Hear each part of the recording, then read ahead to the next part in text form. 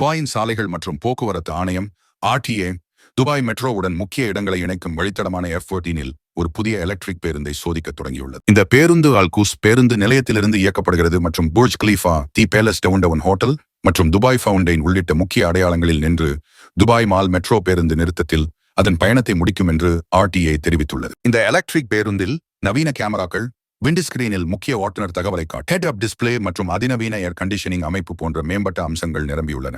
இந்த பேருந்தில் 76 பேர் வரை பயணிக்கலாம்.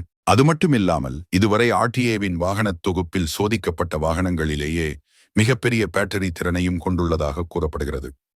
470 கிலோவாட் சேமிப்பு திறன் கொண்ட உயர்திறன் பேட்டரிகள் முழு சார்ஜில் 370 கிலோமீட்டர் வரை பயணிக்க அனுமதிக்கிறது.